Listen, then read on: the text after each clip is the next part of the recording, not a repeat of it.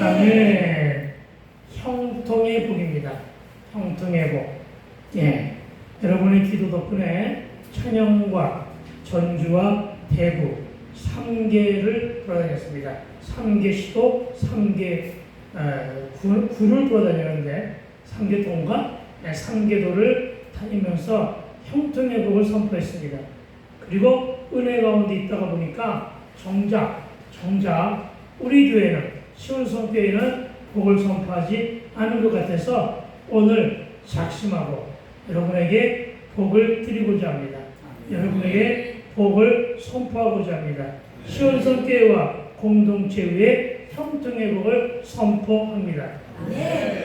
그렇습니다. 오늘은 복에 관한 이야기를 하고자 하는데 이곳에 모인 저와 여러분 주께 예배하기 위하여 모이신 모든 분들에게 복을 드리기를 소망합니다. 그것도 예수를 소유한 복, 형통의 복이 임하기를 축복합니다. 그런데 이 복을 아멘으로 화답한 분들에게 더 많이 임할 것을 믿으시기 바랍니다. 여러분 예수를 소유한 복과 함께 형통의 복을 오 주여 내 잔이 넘치나이다. 어떻다고요? 주여 내 잔이 넘치나이다 할 만큼 충만하게 받게 되기를 주의 이름으로 다시 한번 축복합니다.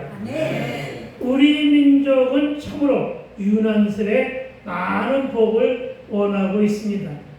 저와 여러분도 복을 받으라고 하니까 아멘 소리가 유난히 큰 것만 봐도 과연 그런 것 같습니다. 새해 첫날 인사부터가 복 받으세요. 주고받는 인사들마다 건강하세요. 장수하세요. 승리하세요. 번창하고 번성하세요. 이 모든 인사말 속에는 다 복과 관련된 것이 담겨 있음을 믿으시기 바랍니다.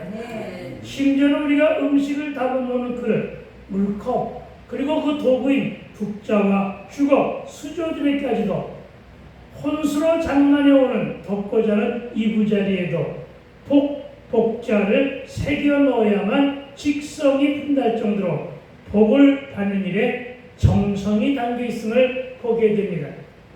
복 받는 일에 진정성과 간절한 소망이 담겨 있다는 것입니다. 그리고 복을 받으려면 진정 그래야 함을 믿으시기 바랍니다. 그렇습니다. 이렇게 복에 관한 먹거리를 찾는 일은 어렵지가 않은데 세상이 말하는 복은 오복입니다. 오복을 원하고 있습니다. 그런데 예수님은 팔복을 말씀하십니다. 그러나 세상 사람들과 믿는 자들 예외 없이 모두가 다 팔복보다는 오복을 더 좋아하고 즐겨 찾는 것을 보게 됩니다. 나쁘다는 것이 아닙니다. 오복도 받으시고 팔복도 다 받게 되기를 주의 이름으로 축원을 드립니다. 옛날 사람들은 장독 뒤에 정화수 떠놓고 새벽마다 목욕 제기하고 복과 성공과 출세를 위하여 피로 썼고 관상과 성부 물론 사주팔자와 토종비결 등 모든 주시적인 것들이 다 뭐와 관련되어 있다?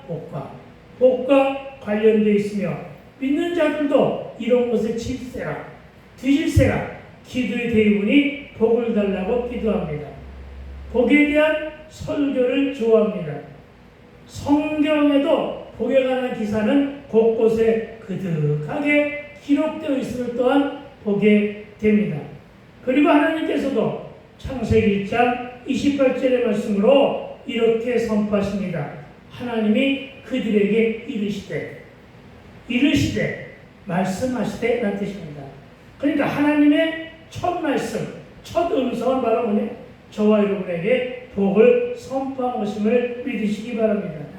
하나님도 복을 주기를 원하시고 하나님도 저와 여러분이 복 받기를 원하시는데 우리가 복을 안 받을 수가 없음을 믿으시기 바랍니다. 그리고 복의 구체적인 내용은 이렇습니다. 생육하고 번성하여 땅에 충만하라. 땅을 정복하라.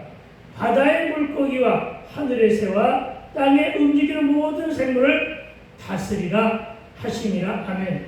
그리고 저는 여러분에게 주의 말씀을 대언하여 이렇게 축복합니다.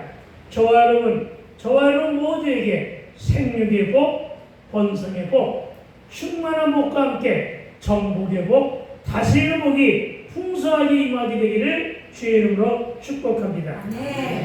그런데 우리 그리스도인들은요, 예배 한 번만 잘 드려도 복을 주신다고 합니다. 그것이 어디에 있느냐? 십계명에 담겨져 있습니다. 출애굽기 20장 8절로부터 11절 말씀에 언급되기를, 먼저 8절은 안식일을 기억하여 거룩하게 지키라. 아멘. 오늘날은 주일을 기억하여 거룩하게 지키라. 주일날 뭐하는 날인데요? 주일날 김밥 싸들고 소풍 가는 날입니까? 아니란 말이에요. 주일날 예배하러 오는 날입니다. 그 예배하러 오는 날을 기억하여 거룩하게 지키라고 했습니다. 그래서 우리 모두는 삶의 우선순위로 주일을 기억하며 거룩하게 예배하고 있음을 믿으시기 바랍니다. 복을 받기 위하여 예비한 자들이라는 것입니다. 그러니까 당연히 복을 받아야 될 줄로 믿습니다. 이어지는 말씀으로 9절은 엿새 동안은 힘써 내 모든 일을 행할 것이나. 아멘. 무슨 말입니까? 월요일부터 토요일까지는 열심히 땀 흘려 살아가면, 이런 말이죠. 열심히 땀 흘려가며 살고 주일을 기억하여 요한복음 4장 24절의 말씀대로 하나님은 영이시니 예배하는 자가 영과 진리로 거룩하게 예배하라, 이렇게 말씀하십니다. 이어지는 10절은 일곱째 날은 내 하나님 여호와의 안식일인즉. 아멘. 뭐라고요? 내 하나님 여호와의 안식일입니다. 그렇습니다, 여러분. 저는 이 안식일, 즉 휴일이 나 개인을 위한 날인 줄로 착각하며 살아왔습니다. 예수 믿기 전에는 휴일, 일요일을 나는 나를 쉬게 하기 위하여 특별히 만들어진 날이라고 착각하며 살아왔다는 것입니다. 지금도 많은 사람들, 심지어는 서양 사람들뿐만 아니라 예수 믿는 사람들 중에서도 극히 다수들은 이런 생각을 하는 사람들이 많다는 것입니다. 일주일 내내 일하고 월요일부터 토요일까지 일했는데 일요일은 좀 쉬자, 이러면서 예배하기를 거부하는 사람들 허다하다는 것입니다. 그러나 안식일의 주인은 예수님이십니다. 오늘 본문도 뭐라고 했습니까? 여호와의 안식일이니 했습니다. 여호와의 안식일입니다. 하나님의 안식일이라는 얘기입니다. 주인이신 예수님의 안식일이니 어떻게 하라고요? 반드시 지켜져야 되는데, 지켜지는데 어떻게 지켜지느냐? 이어지는 말씀은 너나 네 아들이나 네 딸이나 네 남종이나 네 여종이나 네 가축이나 네 문 안에 머문 객이라도 아무 일도 하지 마라. 아멘. 이것이 성경주의인 거예요. 아무 일도 하지 말아야 돼요. 자기 회사에 자기가 사장인데 다른 사람들 다 특권시켜놓고 자기 혼자 와서 살짝 예배하는 게 아니라는 거예요.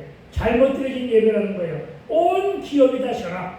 온 회사가 다 쉬어라. 온 장사하는 사람들 다 쉬어라, 이 말입니다. 이것을 말하고 있는 것입니다. 그렇습니다, 여러분. 이렇게 예배하면은 어떻게 되느냐? 예배 한번 잘 드림으로 복을 받게 되는데 11절입니다. 11절은 뭐라고 했습니까? 이는 엿새 동안에 나 여호와가 하늘과 땅과 바다와 그 가운데 모든 것을 만들고 일곱째 날에 쉬었기 때문에, 나 여호와가 쉬었기 때문에 안식일을 복되게 할 거란 말입니다. 예. 그러니까 첫날부터 여섯째 날까지는 다 복되게 하시지만 특별히 복되게 하신 날은 하나님도 쉬시고 저와 여러분도 쉬기 때문에 그날을 특별하게 복되게 하시겠대요. 아멘. 그날을 복되게 하시겠다는 거예요. 안식일을 복되게 하여 그날을 거룩하게 하였느니라. 아멘. 여러분, 이 말이 너무나 귀한 말임을 믿으시기 바랍니다. 저는 이 부분의 말씀을 인용하여 곧잘 즐겨 인용합니다. 여러분, 안식일, 즉 예배를 드리는 이날을 거룩하게 하시며 복을 주신다고 약속하심을 믿고 저와 여러분 예배 한번 잘 드림으로 하늘이 주시는 신령한 복과 육으로 주시는 먹고 입고 자는 그리고 사는 곳의 복도 건강의 복과 함께 풍성하게 주심을 믿으라는 것입니다. 아브라함도 머무는 곳마다 단을 쌓고 예배했음을 압니다. 그는 손님 대접 한번 잘하는 바람에 이삭의 언약을 받습니다. 납치당한 조카 롯을 구하러 갔다가 돌아오는 길에 제사장을 만나 열매의 11조를 드림에 복을 받았음을 믿어야 됩니다. 그러나 주의할 것이 있습니다. 예배 후에 조심하라는 것입니다. 거룩하게 만드시고 거룩하게 복을 주신 그 예배 후가 조심되어야 된다는 얘기입니다. 예배 후에 싸우면, 예배 후에 갈등하면, 예배 후에 서로 미워하면 은혜를 한꺼번에 쏟아붓는 것입니다. 은혜를 한꺼번에 까먹는 것임을 믿으시기 바랍니다. 이런 거 하지 말라는 것입니다. 예배 후에 최소한 24시간, 그러니까 그 다음날이 될 때까지는, 그 다음날부터 싸우라는 얘기가 아니에요. 그 다음날 될 때까지는 은혜를 유지하게 되기를 주의로 축원드립니다. 여러분의 은혜를 사모하며 여러분의 은혜를 아무리 찬양으로 불러도 복은 안 옵니다. 예배를 통하여 은혜를 받고 그 받은 은혜를 까먹지 말아야 되는 것임을 믿으시기 바랍니다. 왜? 하나님도 그렇게 하셨기 때문에 저와 여러분도 그렇게 되어야 될 줄로 믿습니다. 복을 받기 이전 그 걸림돌이 있으니까 그것을 제거하게 되기를 주의 이름으로 축원을 드립니다. 그래서 지금부터 그 걸림돌이 무엇이냐? 그것을 갖다 우리가 알아보기를 소망합니다. 그것이 바로 시편 1편 1절입니다. 1절이 그것을 말하고 있음을 믿으시기 바랍니다. 처음 시작은 뭐라고 했습니까? 처음 시작은 다같이 뭐라고 했어요? 복 있는 자는, 이렇게 말합니다. 복 있는 자는. 이 구절은 1절부터 6절의 주제이자 제목이 되고 있습니다. 복 있는 자는, 여러분 오늘 우리가 본문에 기록된 문자나 구절을 가지고 연구 묵상하면서 은혜 받기를 소망하는데, 오늘 본문은 이 복 있는 자라는 말부터 분석하기를 소망합니다. 여러분 이 말을 잘 들여다보니까 복이 있다고 말합니다. 복이 있다고 하는 말은 복은 스스로 가진 자도 있고 복은 주는 자도 있다는 사실로 읽혀집니다. 왜냐하면 가진 자가 주어야만 복 있는 자가 되잖아요. 그렇죠? 내 말이 틀렸어요? 맞잖아요. 복 있는 자가 되려면 스스로 가진 자가 분명히 있고 그가 주어야만 내가 복 있는 자가 된다는 거예요. 이런 뜻이 담겨 있음을 믿으시기 바랍니다. 다시 말해 복의 근원이 있다는 것입니다. 그렇다면 저와 여러분 복의 근원은 누구입니까? 찬송기 28 찬송가 28장을 부른 후에 복의 근원이 누구냐고 목사님들을 앉혀놓고 물었습니다. 그런데 거룩하고 정당하신 목사님들은 아무 대답을 안 합니다. 뭐 그런 것을 물어보느냐고. 아니 몰라서인지 우리 목사님들 침묵을 좋아하시는데 그것을 닮은 성도들도 대답 안 하기는 마찬가지입니다. 그러나 우리만이라도 대답을 잘해 봅시다. 그렇습니다. 여러분 말을 좀 하시고 반응을 잘 하시면 복이 덩굴째 굴러들어옴을 믿으시기 바랍니다. 왜냐하면 그 말씀에 동의한다는 것이니까. 내가 복을 준다고 해도 여러분이 아멘해야 여러분의 것이 되는 거예요. 내가 아무리 아멘해도 여러분이 침묵하고 앉아있으면 가다가 나에게 닿습니다. 아시겠습니까? 그걸 믿으시기 바랍니다. 그래서 나는 복을 마음껏 선포하는 거예요. 여러분이 아멘 하거나 말거나. 그건 안타깝단 말이에요. 여러분이 아멘 하지 않음으로 인해서 복이 가다가 나한테 왔으니까.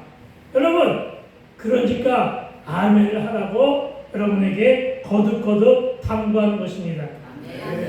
긍정의 말을 하면 긍정의 복이 옵니다. 부정의 말을 하면 부정적인 일이 찾아옵니다. 왜요? 말에는 능력이 있습니다. 입술에 말에는 씨가 있다고 했습니다. 우리말입니다. 우리말이 정해져 온 것입니다. 여러분, 말에 씨가 있다고 하는 말은 말대로 살아가게 된다는 사실을 믿으시기 바랍니다. 망할로 망하면 말로 진짜 망하게 됩니다. 우리 민족이 그랬다는 거 아니에요. 5,000년 동안에 맨날 어른들로부터 부모들로부터 에라이 망할 것 숱하게 그 욕먹으며 살아왔단 말이에요. 그런데 꼭 그렇다는 것이 아니라 내가 우스갯소리를 하는 거예요. 그런데 그럼에도 불구하고 완전히 멸망당하지 않고 이 모양으로라도 살아있었던 이유는 어린아이들의 코를 풀 때 어떻게 풀려요? 코를 풀 때 어떻게 해요? 흥해라, 흥하라고 하는 것 때문에 그래도 유교를 거치고 일제 침략기를 거쳐왔다고 하는 우스갯소리가 있습니다. 그러나 그것이 우스갯소리라고 해도 이건 정말로 성경적인 말이에요. 알겠어요? 성경에는 그러잖아요. 그 입술에 따라 복이 올 것이라고. 무슨 얘기야? 말씀의 능력이 있단 말이에요. 말씀의 능력이 있기 때문에 아멘으로 받으면 말씀의 능력이 여러분에게 하얘지는 거예요. 말씀의 능력이기 때문에 여러분이 좋은 말만 하고 긍정적인 말만 하면 긍정적으로 그 인생이 풀려져 있음을 믿게 되길 주의 이름으로 축원을 드립니다. 아멘. 그렇습니다. 다시 묻습니다. 복의 근원은 누구십니까? 예, 예수님이십니다. 복의 근원은 주님 맞습니다. 예수님이심을 믿으시기 바랍니다. 복 있는 자는 예수를 소유한 복을 간직한 자입니다. 믿으십니까? 예수를 믿는 복이라는 말씀입니다. 그러나 거저 주는 복은 없습니다. 제가 초보 신자 때 저에게 주신 말씀 중 신명기 8장 11절이 있는데 그 말씀 중에 한 부분은 이렇게 말하고 있습니다. 너를 낮추고 시험한 후 마침내 복을 주시겠다. 아멘. 여러분, 그러니까 그냥 주는 것이 아니라 그냥 주면 얼마나 좋아, 그렇지? 그런데 너를 낮추고 시험한 후에 연단 후에 훈련 후에 네 그릇이 된 다음 이런 말이죠. 네가 복을 받을 만한 그릇이 된 다음 이 말이죠. 된 다음에 마침내 복을 주신다고 하셨음을 믿으시기 바랍니다. 네. 그런데 이 마침내는 하나님의 마침내예요. 나의 마침내가 아니고요. 하나님이 이젠 됐다. 부어줄만 하네 했을 때 부어주심을 믿으시기 바랍니다. 네. 그리고 오늘 본문도 복을 받기 위해서는 1절 말씀에 뭐라고 그랬어요?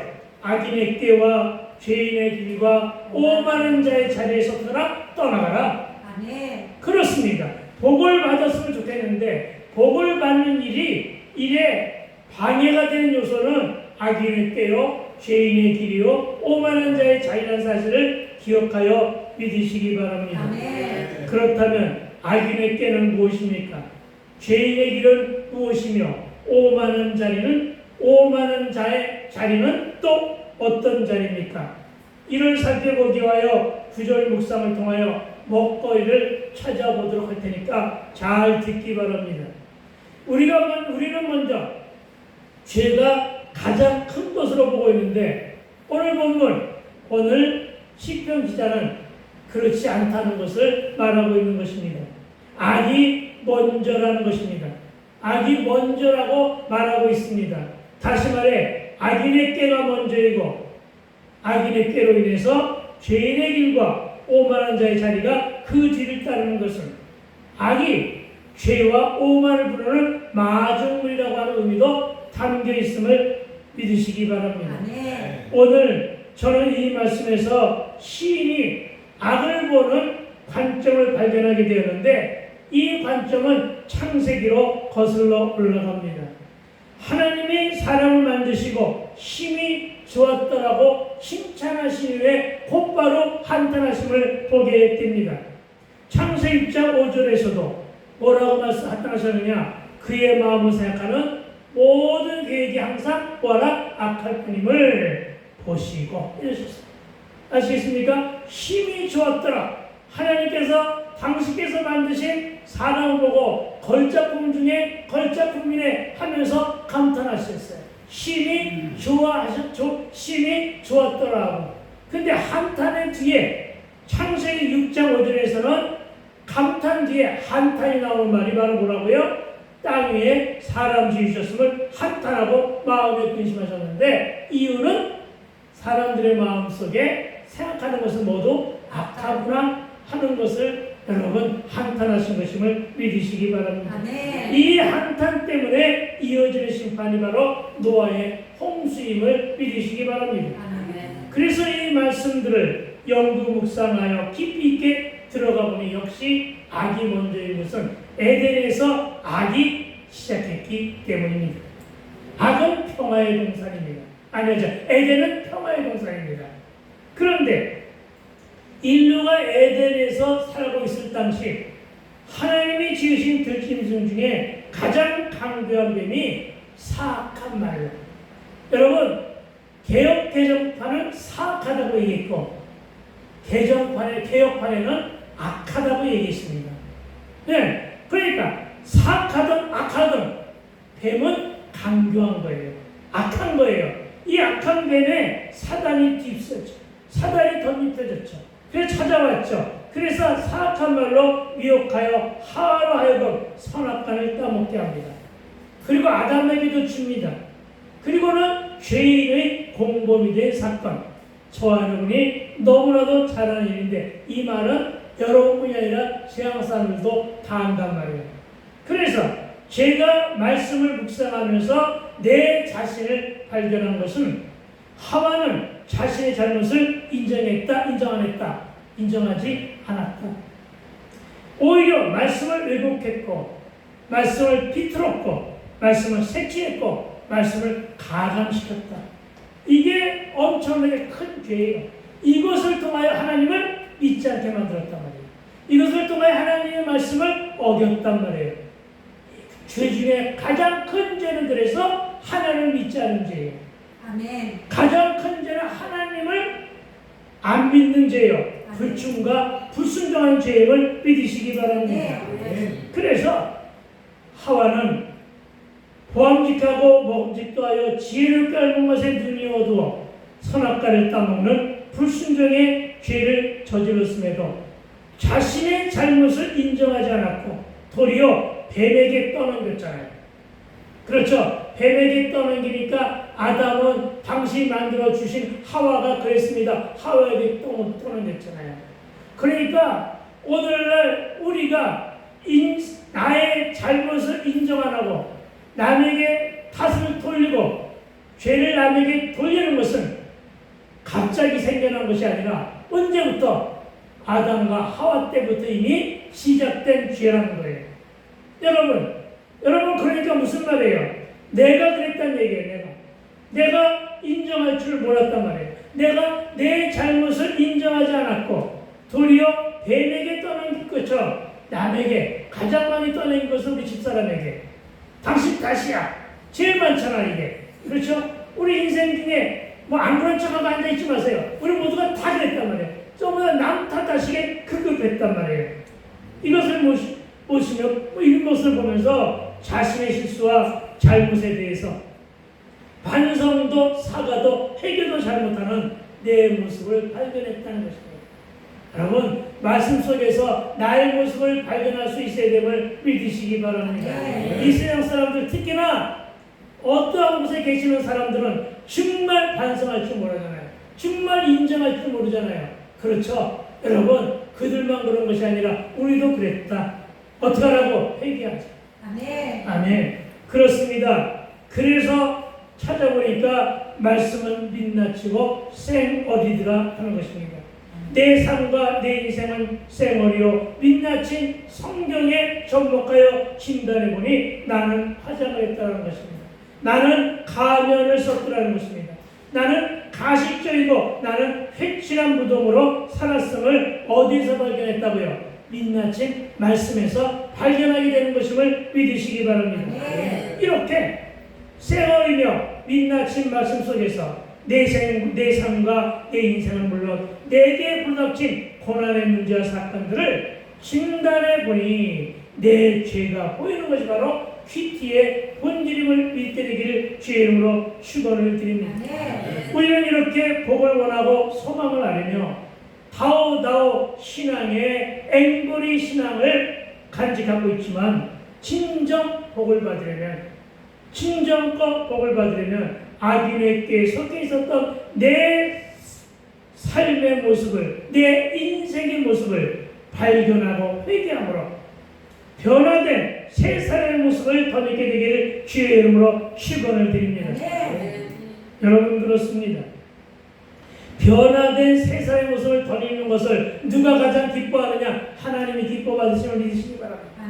하나님이 가장 기뻐받으시는 사람은 예수 믿고 더불어 거듭난 인생들입니다. 여러분 변화 좀 하며 살아가게 되기를 주의 이름으로 축원드립니다. 그래서 복을 받게 되기를 부탁을 드립니다.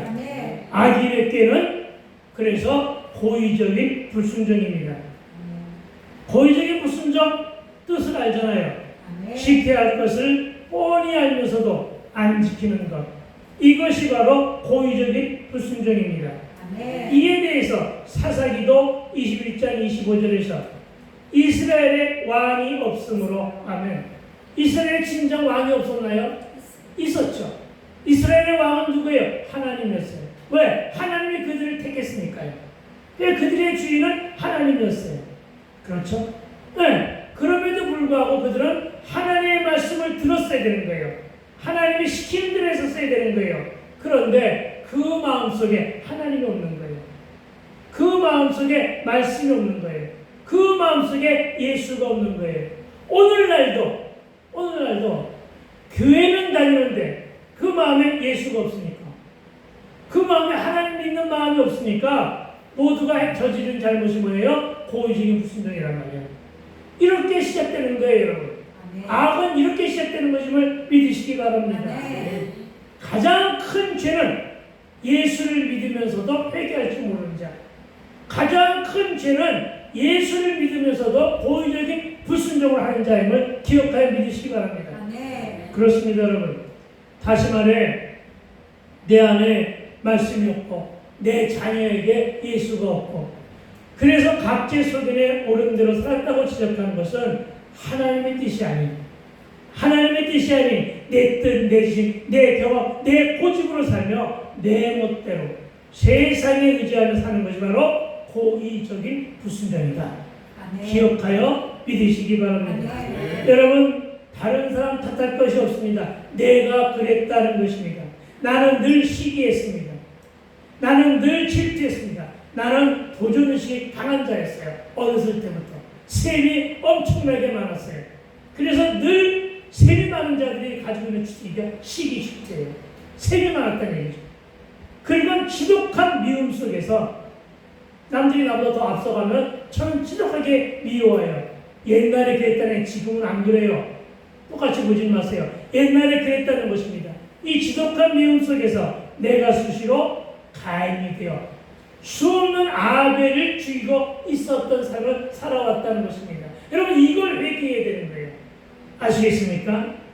그리고 이것은 그대로 전이되어 누구한테? 자녀들에게. 이것은 그대로 전이되어 우리는 참으로 많은 육체의 초급한 욕심을 가지고 살게 되었습니다. 입술로만 성령의 9가지 열매를 줄줄 암송합니다. 입술로만 주여지 않는 것과 같은 말입니다. 성령의 9가지 열매를 줄줄 암송하면서 삶이 없었던 거예요. 삶이 없다는 건 회개요, 변화가 없었다는 거예요. 그러면 말면 어떻게 해요? 갈라디아서 5장 19절부터 22절의 말씀은 바로 죄 가운데 살고 있는 인간들의 모습이라고 예전에 소개했었죠. 더 많은 거야. 그러니까 9가지 열매보다 더 많은 죄, 갈라디아 5장 19절부터 21절 지도와 찾아보세요. 엄청나게 많아요. 여러분, 이렇게 살고 있는 것은 아닌가. 그래서 우리 모두는 죄인의 길에서 방황했고, 홍수 심판 이후에도 흩어짐을 면했고, 흩어짐을 면하기 위해 감히 하나님께 도전하며 악한 생각으로 바벨탑을 쌓았는데, 우리는 이것을 교만을 넘어선 오만한 자의 자리라고 해석합니다. 그러니까 자기 마음속에 완악과 강팍한 마음을 가지고 하나님께 도전한다는 것이 바벨탑을 쌓는 일, 이것이 오만한 자의 자리임을 믿으시기 바랍니다. 여러분, 오만한 자는 어떤 자를 말하느냐? 교만이 하늘을 찌르면 오만입니다. 교만이 하늘을 찌르면 오만인데 이 오만한 자의 뒤에는 항상 따라오는 말이 있습니다. 방자. 춘향이 뭐 해서 방자가 아니라 이두령 방자가 아니라 여기서 얘기하는 것은 오만 뒤에는 방자가 따라요. 아시겠습니까? 오만 방지의 준말이 오만이에요. 내 안에도 이런 바벨의 불충과 불신과 불순종한 사건으로 그득했음을 인정합시다. 아멘. 하나님은 여러 차례 나에게 오셔서 불신 가정에서 하나님을 외면하며 살던 나를 오히려 하나님은 나로 하여금 주의 자녀로 살기를 원하시며 지명하여 불렀지만 나는 늘 거절했고 뺀질거렸으며 지독하게도 말을 안 들었습니다. 그러다가 망함의 매를 맞았습니다. 알코올 중독에도 빠져보았습니다. 그러나 지금은 돌아와 하나님의 종으로 예수에 미쳐 살고 있지만 그렇게 살고 있지만 그래도 그렇게 살고 있고 목사도 되고 부흥사도 되었지만 내가 여전히 내 심령 안에는 사두개인과 바리새인과 그리고 사두개인과 바리새인을 가지고 바벨을 쌓고 있다면 아시겠습니까? 바벨탑을 쌓고 있다면 나는 여전히 오만한 자의 자리에 앉아있는 것과 같다는 것입니다. 너무나도 많은 사람들이 이 강단에 서서 하나님의 자리를 차지하고 있단 말이에요. 그게 바리새인과 사두개인이에요. 너무나 많은 자들, 너무나 많은 목사들이 이 자리에 서 있단 말이에요. 네, 그것이 바벨탑을 쌓는 것이고 그 모습이 바로 오만한 자의 자리의 모습임을 믿으시기 바랍니다. 네. 그래서 복을 받기 위해서는 이제 이 모두를 끊어내야 돼요. 근데 그것이 끊어내지지가 않아요.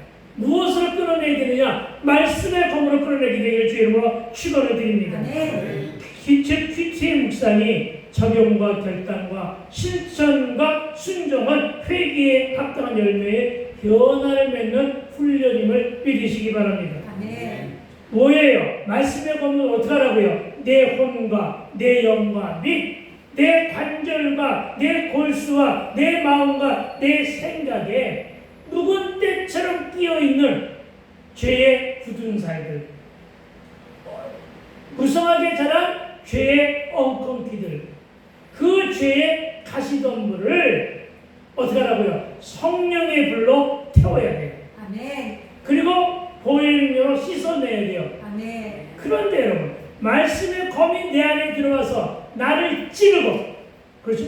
나를 찌르고 내 죄를 알게 하고, 그래서 성령의 불이 들어와서 불태우고, 말씀의 검은 뜯어내고 성령의 불은 태우고, 이 안에서 불이 활활 돋으니 내 심령 안에서 그렇게 되니 어떻게 돼요?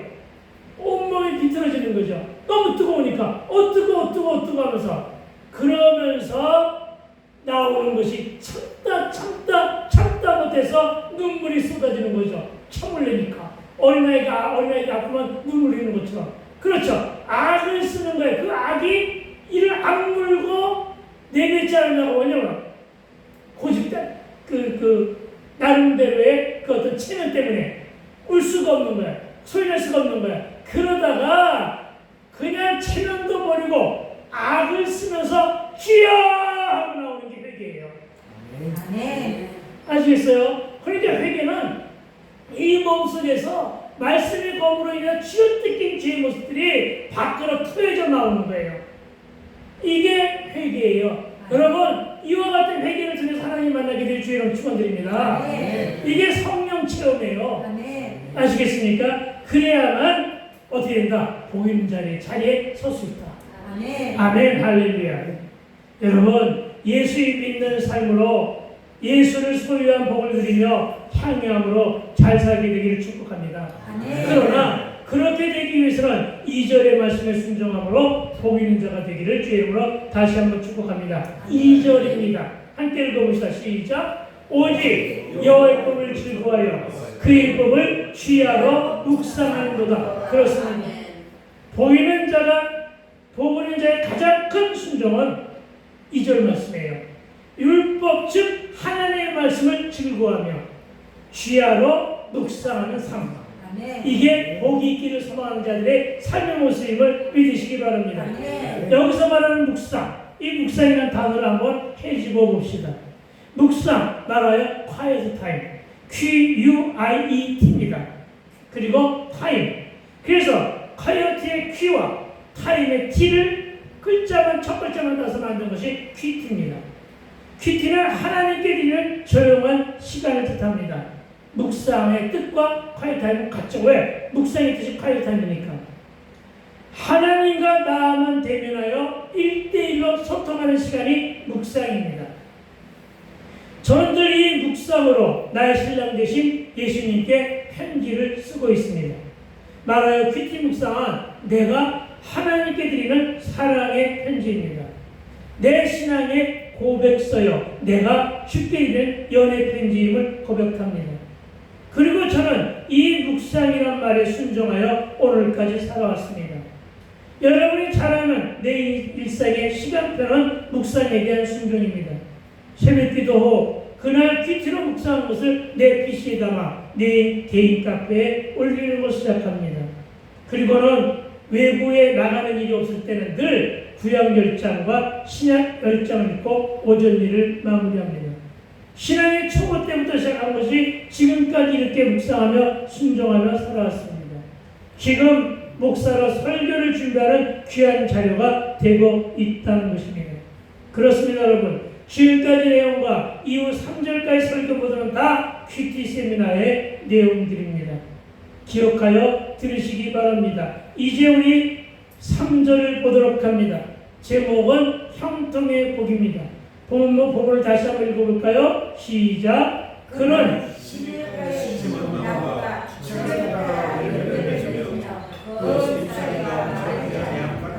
그가 하는 모든 일이 다 형통하리로다. 아멘. 그렇습니다. 저는 축사할자리를 가면 먼저 이 말씀을 이용하여 말씀을 전합니다. 신방 갔을 때도 축복할 일이 있으면 이 말씀을 전합니다. 생일 때도 이 말씀을 전할 때가 많습니다.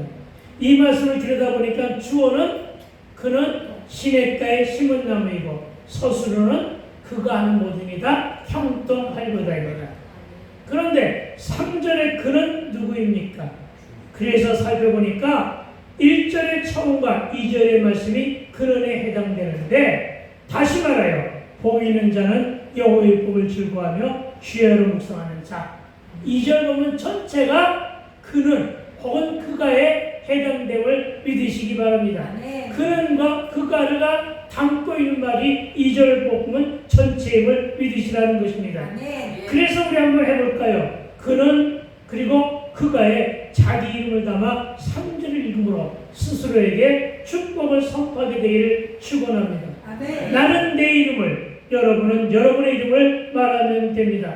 내가 연경이는 하니까 여러분도 연경이라고 따라하지 말고 자기 이름을 대라고요. 자, 한번 해볼까요? 시작. 연경이는 시냇가에 심은 나무가 철을 따라 열매를 맺으며 그 잎사이가 마르지 않은 같으니 연경이가 하는 모든 일이 다 형통하리로다. 아멘. 할렐루야. 따라한 사람들은 다 축복이 임할지어다. 여러분, 2절 말씀에 순종한 저와 여러분 형통의 복을 받게 되기를 주의로 축원드립니다. 아멘. 왜 그랬는데요? 연경이가 즉 여러분 각자 이름 되고 하는 모든 일이 다 형통하리로다 했잖아요. 아멘. 이 말씀을 달게 받아 먹게 되기를 부탁을 드립니다. 그리고 이제 3절 말씀에 대한 9절 묵상 혹은 연구 묵상입니다. 3절의 처음은 뭐라고 했습니까? 시냇가에 심은 나무라고 했습니다. 여러분, 심은의 우리말 표준어는 심근의 뜻을 가지고 있습니다. 심근은 옛날 후민정음 당시의 표기로다가는 심칸 기역에다가 아래 하자 붙이고 니은해가지고 사용됐습니다. 이 심간이 오늘날 심근으로 발전되어 왔는데 심근은 어떤 나무라고요? 심근은 처음부터 그 땅에 뿌리를 받고 자란 나무가 아니라 옮겨 심겨진 나무라는 뜻입니다. 말하여 첩부침을 당했다는 것입니다.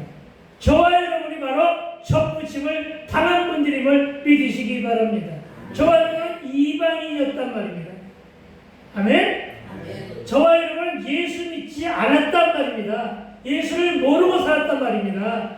어디에서? 이방 땅에 살면서. 아시겠습니까? 그러다가 심겨진 나무가 되었음을 믿으시기 바랍니다. 모태신앙도 마찬가지죠. 그들의 조상들 때 들어가면 전부 다 하나님을 모르는 사람들이었단 말입니다.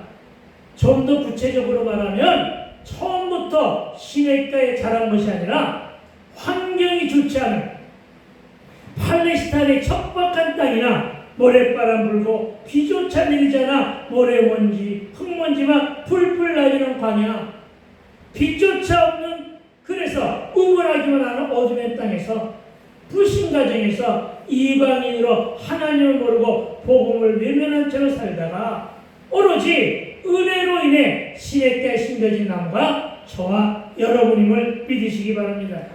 그러니까 어떻게 돼요? 2절 말씀을, 그러니까 어떻게 돼요? 심은 나무에 해당된단 말이죠. 심은 나무. 이방이었던 나도 여러분도 접붙임을 당한 시냇가에 옮겨진 심은 나무라는 뜻이라고 하는 말씀을 잘 상기하게 되기를 부탁을 드립니다. 나무가 자라기는 최상의 기름진 환경이 시냇가입니다. 그리고 그것은 어떤 시냇가입니까? 복음의 시냇가입니다. 말씀의 시냇가요, 교회의 시냇가요, 예수님의 임재가 보다 분명한 시냇가라는 사실을 믿으시기 바랍니다. 여러분 이것이면 됩니다. 여러분 이것이면 최고의 최적한 환경에 있으면 좋은 삶의 터전이 됨을 믿으시기 바랍니다. 금수저도 울고 갈 예수 시냇가에는 다 된다는 사실을 믿으시기 바랍니다. 권력은 없어도 좋습니다. 권자가 없어도 좋습니다. 나 가진 재물 없어도 탁월한 은사나 능력은 부족해도 나는 복음의 시냇가에 심겨짐으로 만사 형통을 맛보게 된다는 사실을 믿으면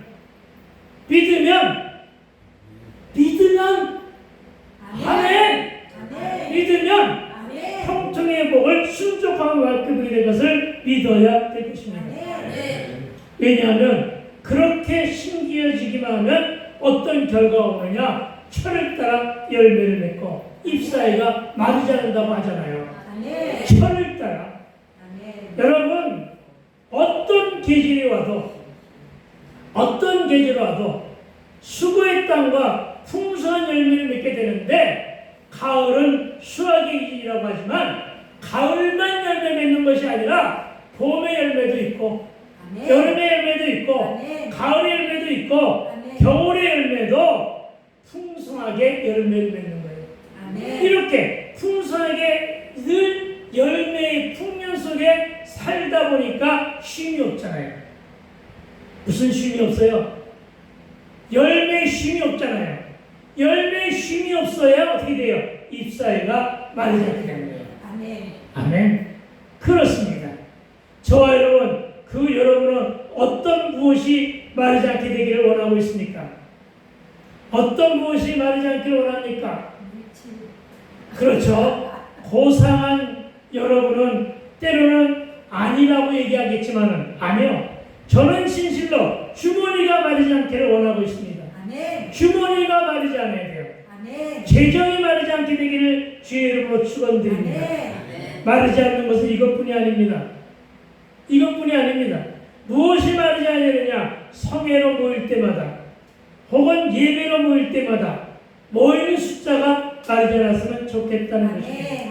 전도하면 성도가 마르지 않았으면 좋겠고, 개척하는 교회들마다 새신자로 그득한 마르지 않음을 원하는데, 온 교회 안에 성령 충만함으로 새 생명의 불이, 아멘, 새 생명의 불이 마르지 않게 되기를 예수 이름으로 축복하고 축원드립니다.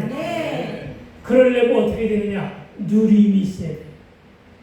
아시겠습니까? 우리는 예수를 믿는다고 하면서 너무나도 누림이 없어. 누림이 없으니까 염려하고 근심하는 거예요. 염려 근심을 내버리고 누리게 되길 주의 이름으로 축원을 드립니다. 여러분, 잎사귀가 마르지 않으니 영생수로 채워지고 말씀으로 채워지고 기도의 샘이 채워지고, 그래서 솟아나. 찬양만 부른다고 솟아나는 게 아니에요. 솟아나 은혜가 마르지 않은 생명나무가 저와 여러분이 되게 될 줄로 믿습니다. 그리고 나중에 불일 때 솟아나는 것이 형통의 복입니다. 마지막 구절, 그가 하는 모든 일이 다 형통하리로다. 우리 함께 다시 한번 선포합시다. 그가 하는 모든 일이 다 형통하리로다. 아멘. 다 같이 시작. 그가 하는 모든 일이 다 형통하리로다. 아멘. 즉 형통은 뭐에 준 말이에요? 만사 형통에 준 말이에요. 근데 왜 만사가 빠지느냐? 만사란 말이 본문 안에 들어있잖아요. 뭐가요? 모든 일이 만사예요. 그래서 빼버린 거예요. 그러니까 형통은 뭐에 준 말이라고? 만사 형통에 준 말이에요. 형통의 복을 받으시오 하나는 만사 형통을 받으시오 하는 말과 같은 것임을 믿으시기 바랍니다. 우리말에는 신통하다는 말이 있어요. 신통은 누구와 통하죠? 신과 통한다는 거예요. 하나님과 통하는 거예요. 그러니까 여러분 형통이라고 하는 말은 만사형통이고 만사형통은 순종할 말하는데 여러분 우리말에도 신통이라는 말이 있더라고요. 신통은 신과 통하는 거예요. 진짜예요. 신통하다 그러면은 뭐예요? 신이 내려준 재주만큼 재주가 능하다는 아이들에게 신통하다 그러잖아요. 신통은 신과 통하는 거고 신통 방통해 준 말이에요. 네, 신통 방통. 방통도 방송과 통한다는 뜻이 아니라 그건 요즘 사람들이 만들어낸 일이고 방통한다는 것은 방은 여러 방이에요. 모든 방이라고요. 알겠어요? 모두가 통한단 말이에요. 신통 방통이나 만사형통이나 같은 말이에요. 하나님과 통하니까. 그러니까 여러분 어떻게 하라고요? 여러분 이 신통 하나님과 통하니까 신통이에요. 사람과 통하니까 인통이에요. 물질과 통하니까 물통이에요. 말하여 삼통이에요. 그런데 신통, 인통, 방통, 물통하니까 조금 촌스럽잖아요. 그래서 이 말을 신학적인 용어로 바꾸니까 어떻게 되느냐? 신통은 영통으로, 인통은 인통으로, 물통은 어떻게 하라고요? 물건. 이렇게 바꿔도 조금 더 말이 세련되지 못해. 그래서 아예 바꾼 게 신통은 영권, 인통은 인권, 물통은 물건. 그래서 영권, 인권, 물건이 만들어진 거예요. 이게 상권이에요. 신학자들이 그렇게 만들었다는 얘기가 아니라 내가 그렇게 해석했다고요. 왜 뜰고요? 내가 했다고? 맞는 얘기예요. 내가 국어선생이잖아요. 아시겠죠? 그러니까 여러분 신통, 인통, 물통을 받으시던 영권, 인권, 물권을 받으시던 삼통, 상권을 다 함께 받아서 순적한 복을 누리게 되기를 주의 이름으로 축원을 드립니다. 이제 정리합니다. 저와 여러분 복이 있는 자로 형통의 복을 받으시기를 축복합니다. 사계절 다 수확하는 열매인이 풍성할 수밖에 없습니다. 그래야 마르지 않게 될 것입니다. 곡식 창고가 마르지 않고 통장의 잔고도 나와 여러분의 주머니도 재정도 늘 채워지니 마르지 않을 믿게 되기를 주의 이름으로 축원드립니다. 그리고 하늘마다 우리 마지막 구절을 다시 한번 입술로 선포하고 끝냅니다. 시작. 그가 하는 모든 일이 다 형통하리로다. 아멘. 할렐루야. 여러분 이렇게 삶의 우선순위로 예배 한번 잘 드리면 그가 모든 한 일이 다 형통하다는 것입니다. 그렇다 가건대 이 형통을 여러분의 성질로 아멘 안 하네 성질이 없나? 여러분의 성격으로 그러면 여러분의 그 고집으로 다 쏟아부어 도로함이 탑을하면 안 되겠다. 그렇죠? 여기 교회니까 도로 모든 것을 다 말짱빵으로 만들지 않게 되기를 주의 이름으로 축원드립니다. 기도합시다. 그렇습니다. 하나님 우리 모두가 다